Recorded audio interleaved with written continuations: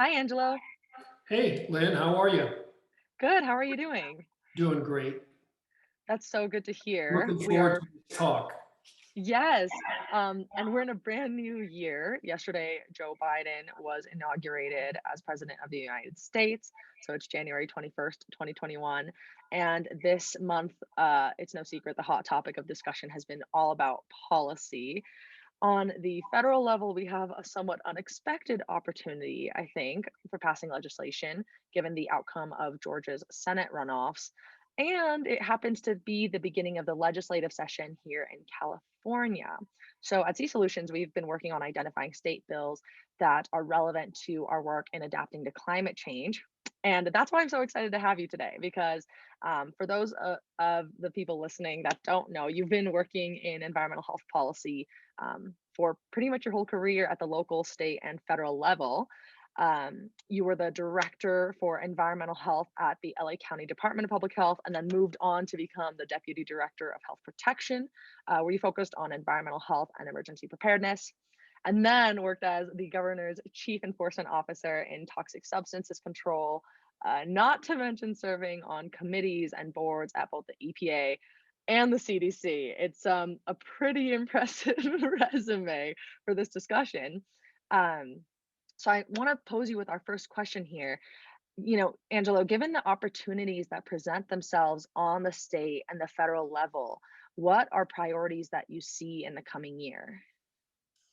Well, I'm just thinking back over the 40 years I've been working in the field, and I always have remembered California to be a leader in terms of environmental policy.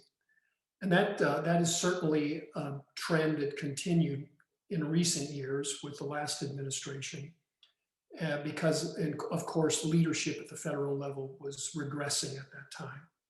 So I think we're really primed for a very exciting first year, and I think that the first order of business I would like to see be taken care of is that the states and California in particular, a handful of the states in California have continued to implement very progressive moves in climate.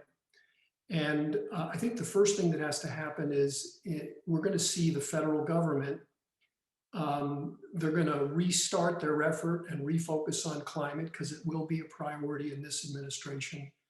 And I'd like to see them also sort of align the efforts that they're doing now and the innovative programs that they want to launch with what's being done and has been implemented over the last several years in California and a handful of other states. So I think that's the first priority, is to actually expect and to see that development at the federal level, which will be very good for everything else we want to do in California.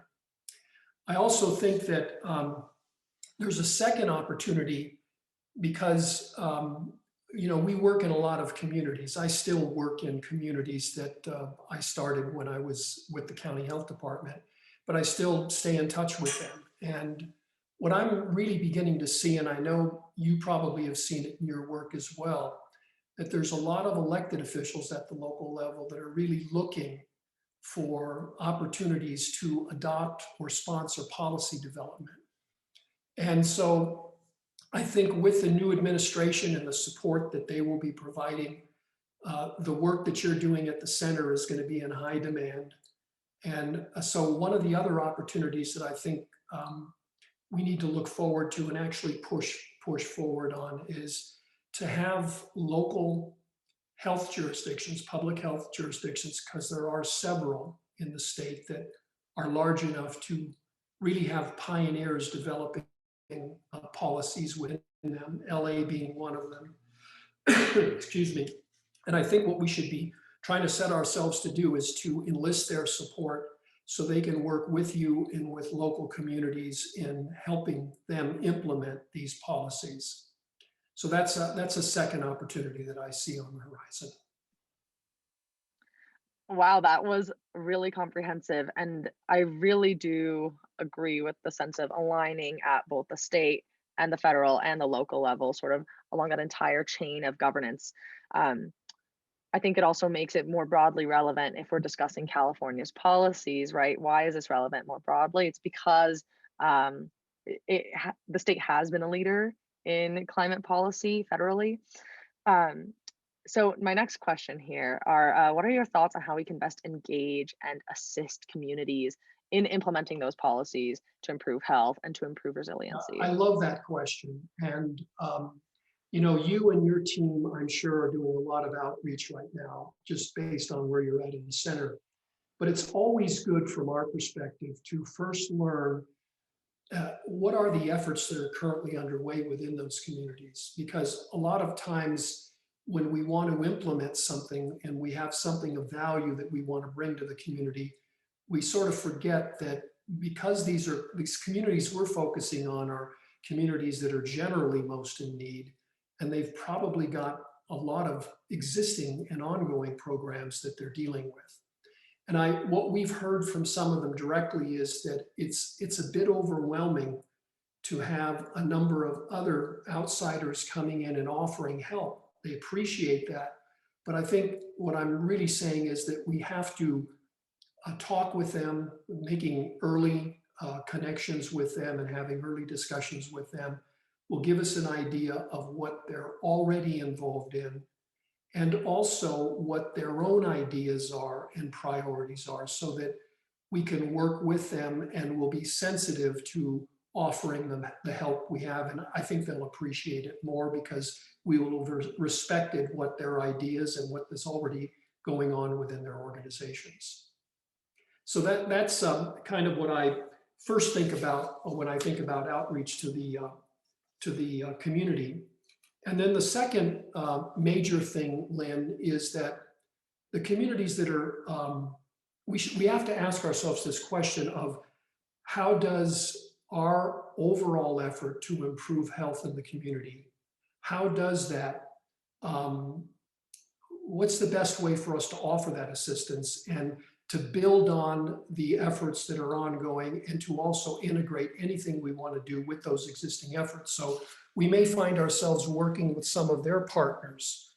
A couple of efforts that we've been involved in East and Southeast Los Angeles have done that approach. And we found that there were already existing programs going on with regard to tree planting, with regard to transit-oriented development. Um, the LA River, portions of the LA River were trying to be developed in that area as well. And there were countless other, there was a lead prevention and a lead remediation program centered around the Exide, former Exide recycling facility.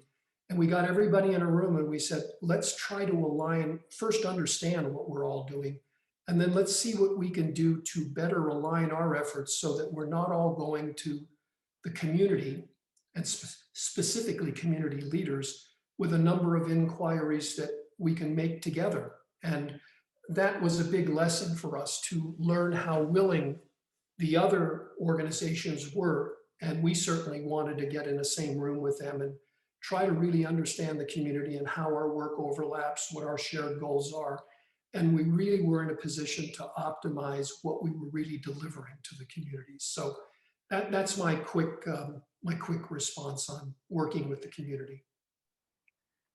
That is incredibly sage advice and stuff that we will definitely be taking to heart within the center. And we hope that, listeners do too. Um, with this idea of working with other organizations, it's not just working with other climate organizations, right? It's working with a broad range of missions and goals that you might see in communities. And that sort of takes me to my third question.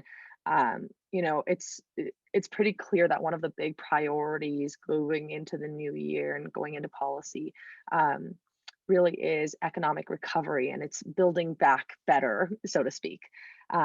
And a lot of the language around that has been promoting a greener and healthier normal as we recover from COVID. It's not just going back to the way that things were. What are some of your thoughts on how we can work towards that goal? Well, this is also a good question because it's very appropriate for us to be asking, given what's transpired in the last year with COVID. It's very important for us to ask the question of how should COVID alter our efforts as we envisioned them, before we just went through this past year. 2020 was a very humbling year, and it was very much, it reminds me of what it was like following 9/11, because after the terrorist attack, there was a flood of money coming into local governments, state and local governments. And although the purpose of that money was targeted at how do we monitor for biological threats that could be imposed on us through terrorism, but the money was so large in terms of what we were getting, and it was a 10 plus year, actually more than 15 years of funding from the federal government flowed from that 9/11 event. And although the original focus was on bioterrorism, we all quickly recognized, as did the federal government, that we needed and we could get a much bigger return for that investment if we re-envisioned it beyond to include all hazards. So what we were really preparing for are all hazards. And that really allowed LA and many other jurisdictions who were on the receiving end of that funding to develop robust programs in preparedness and response to all hazards. So that was something that we experienced with that type of event. And I know we're going to have the same opportunity with regard to COVID, because as that funding comes in, remember that they're going to be funding efforts within the same communities we're targeting for climate, because those communities are burdened in a way where their susceptibility and recovery with regard to COVID are compromised because of everything else that's going on there. Dr. Jarrett, at the school, he has done a lot on this as well, just to try to identify what unique vulnerabilities do these impacted communities have because of the air pollution that exists there. So it is a multiplier effect with regard to how susceptible and what their recovery looks like as well. So I think that the impacts that we can have in there are going to be really large, because we're piggybacking on this response that the federal government will be supporting on COVID. And so that's my general thought, Lynn, to that question. Yeah, that sort of reminds me of a term that we've been discussing at the center around multi-solving, where a solution to one problem can actually be a solution to so many different problems, and it creates that more holistic, robust preparedness. Um, Before we close out, I know that you have so much wisdom to offer. Do you have anything else that you'd like to mention that I may not have asked you about?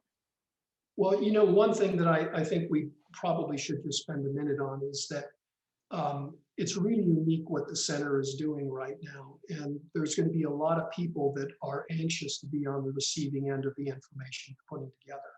So I think that let's keep in mind any openings that you think there are for partnering with the public health departments. And I don't mean just LA County, who I still have many friends and colleagues in, but throughout California, we've got county health officers that are very much engaged and interested in doing what they can with regard to climate action.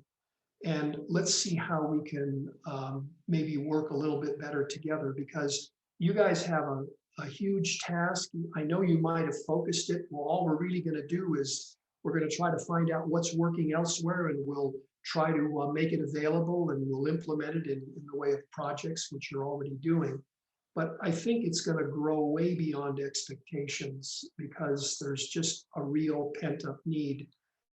And now that the federal government is going to be moving in a direction of support and promotion, state and local governments are going to, they're going to rev up the engines, even though we haven't been exactly asleep over the last several years. They're going to rev up the engines. And I think what you've done at the center is going to be very much in demand, much more so than any of us could have envisioned. That's my sense anyway. So I just sort of throw that out there, because what you're putting together and how you're approaching it is it's going to benefit local and state governments for a long time in the future. Well, I am definitely going to be taking that to heart, and as will the rest of the center. And I really do hope that we can deliver and surpass those expectations. Um, Angelo, thank you so much for joining me today and for your time and for sharing sort of the wisdom that you've gathered over 40 years in this space. We're so lucky to be able to hear it. My pleasure, Lynn, and say hi to all my friends there at UCLA. You guys have got a great faculty, and you've got a wonderful leader there who I know quite well. So keep up the great work. Thank you. I'll pass along your hello. Great. Bye bye, Lynn. Bye. See ya.